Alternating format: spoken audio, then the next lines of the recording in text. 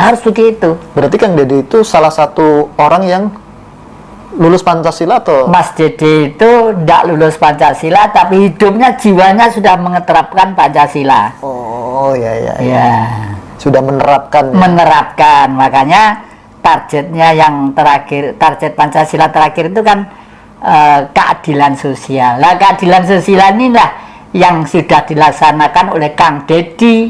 Karena apa, Kang Dedi? Karena ketuhanannya itu sudah manifest dengan tubuhnya. Oke. Iya. Cara berpakaiannya aja kita lihat ya. Iya. Pakai seperti saya itu warnanya putih gitu ya. Sangat menghargai budaya. Menghargai budaya. Memang suatu negara itu kalau politik tidak menakutkan, tapi kalau budayanya kuat, bangsa itu tidak akan bisa runtuh sampai kapanpun.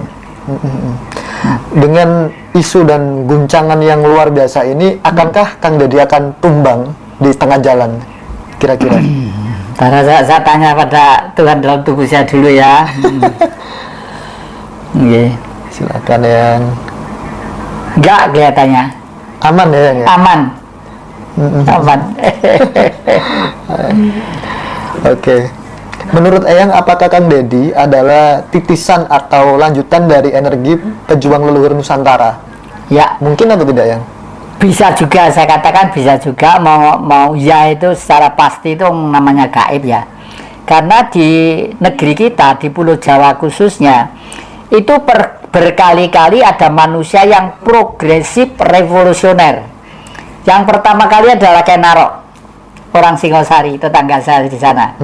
Kenarok pada waktu itu pencetus revolusi yang pertama. Jadi bukan orang jelek Kenarok itu, barat aja di dalam sejarah dianggap Kenarok itu gini. Enggak, itu hebat itu. Berarti itu kisah itu sudah Sudah disimpang dipelintir. siurkan ya? Iya, pelintir. Jadi buku sejarah yang ditulis di barat itu yang benar mungkin hanya 8 atau 6%. Yang lainnya itu sudah dipelintir semua.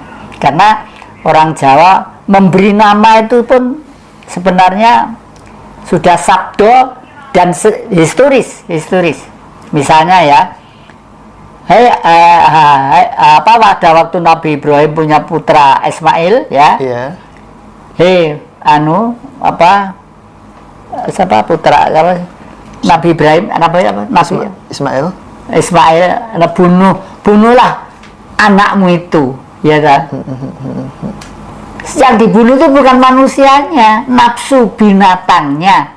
Oh. Ini kan keliru ya. Oke. Nafsu binatang kita, Jatikusuma punya nafsu binatang, jenengan punya, adik-adik punya, semua punya nafsu binatang.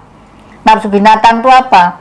Adalah material yang menjadi tubuh ini, itu nafsu binatang. Karena binatang lah, makanya ini kelihatannya kakek sudah tua kok pakai gini. Ini kitab suci loh, Dik. Dikatakan manusia kalau masih punya tulang dibuat dari air warnanya kuning. Dikatakan manusia kalau masih punya daging dibuat dari tanah warnanya hitam. Dikatakan manusia masih bisa bernapas, yaitu udara warnanya putih. Dikatakan manusia karena masih punya darah dari api warnanya merah. Hilang sito aja sudah, bukan manusia, jenenge mayit. Berarti gagal syarat ketika satu elemen hilang. Iya, hebat hilang. Jadi makanya kalau punya rumah besar atau kecil, peliharalah dengan kasih sayang, dengan cinta kasih ya, dengan cinta kasih gitu. Oh, berarti iya. Rumah juga harus dirawat. Oh iya, ini benda ini hidup semua ini. Makanya saya senang bilang rahayu. Begitu manusia bilang rahayu, kaca-kaca ini, kamera ini, HP ini awet, Dik. Oh gitu. Awet, karena ini sabdo kan. Kalau di Al-Quran alif lam mim. Penglihatanmu kebijaksanaanmu, pendengaranmu simponiku, lidahmu adalah rasaku, dan lain sebagainya. Nah, yang tidak bisa ditipu apa? Hidung. Makanya Probo, kewibawaan. Probo itu kewibawaan. Itu. Lantas kenapa dalam sejarah bangsa justru yang menjaga akar sering dikhianati, Eyang, dan yang merusak sering diangkat? Itu kan sering kali terjadi. Jadi pengacaunya itu malah sering diangkat. Ya. Kan gitu. Ya itu sejak tetangga sama di Demak sana. sejak si Patah itu dijadikan raja oleh orang-orang dari Timur Tengah sana, ya toh, itu kan sejak itulah anak mulai berani dengan orang tua. Karena apa? Bapaknya masang patung, masang ini, patung itu apa? Kitab suci itu, patung itu kitab suci, ya. Justru apa ada di dunia itu membuat kitab suci dari patung, ya bangsa kita sendiri. Yang paling nyala apa? Borobudur loh. Borobudur itu sejarah dunia, termasuk bangsa. Waktu itu hidup seorang nabi yang disebut Nabi Solomon, ya, Solomo. Orang yang bijak, yang cerdas, yang kaya raya. Karena semua harta kekayaannya Ratu Baskis dipersembahkan pada Sulaiman itu, ya. Itu orang Jawa itu. Malah nanti dari Jogja tadi pagi saya ditelepon oleh Dr. Siono dari Gama bahwa saya diminta ruatan memimpin raja-raja untuk mengelilingi Candi Prambanan di sana. Nanti itu bulan Juni kalau nggak salah. Juni ya? Iya. Berarti ada ruatan mengelilingi Candi Prambanan. Prambanan, ya. Yang apakah bangsa ini sedang kehilangan rohnya dan Kang Deddy adalah salah satu pemanggil roh itu? Mungkin nggak Kang Deddy itu sebagai salah satu pemanggil roh-roh itu? Ya, jadi salah satu pemanggil roh itu betul kalau itu, ya, karena betul, ya? Yang namanya hidup itu ada inkarnasi, ada reinkarnasi. Inkarnasi itu hidup yang masih diharapkan oleh leluhur supaya dia itu berkelakuan baik, sehingga leluhur nanti naik tingkatnya, naik itu. Kalau reinkarnasi lahir kembali. Kalau Mas Deddy ini mungkin salah satu reinkarnasi Kenaro, Bung Karno, segala macam mungkin itu. Tapi prosentasenya macam-macam. Ya, prosentasenya macam-macam.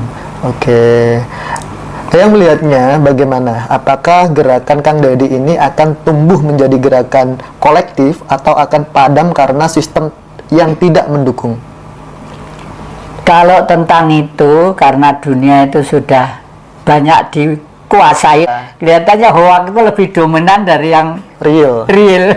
Oh, gitu. Padahal sampai kapanpun, modern apapun, manusia tetap manusia. Yang saya katakan tadi itu tetap ini, ya. Dan 4 unsur tadi, ya. Ya. Dan selama ini yang salah buat kita itu apa? Jauh-jauh sudah terus diiming-imingi supaya kalau mati masuk ke surga. Di sana ada wanita cantik-cantik. Ya, laki-laki ada wanita, yang wanita. Dapat apa ya? Dapat apa? Itu tidak ada itu. Tidak ada. Surga itu di kitab suci semua mengatakan di surga itu di bawahnya mengalir sungai yang bersih, jernih dan gemericik, dan di sana ada tanaman antara lain jahe dan merica. Di batu, ya? Ya, di batu, termasuk batu. Seperti itu, ya? Iya. Lah, di surga ada kata-kata jahe dan merica. Berarti surga itu mana? Ya, di waktu hidup ini. Jadi sebenarnya ya. Surga ya sekarang ini. Ya, sekarang tempat ini. kita tinggal ini. Iya. Berarti yang surga yang diiming-imingkan kepada kita semua itu berarti fiktif. Surganya berisik gitu. Itu iming-iming ribuan tahun yang lalu pada waktu belum ada sekolahan, belum ada ini gitu. Iya. Oke, karena tumbuhan di sana juga mirip di bumi. Ya, mirip di bumi.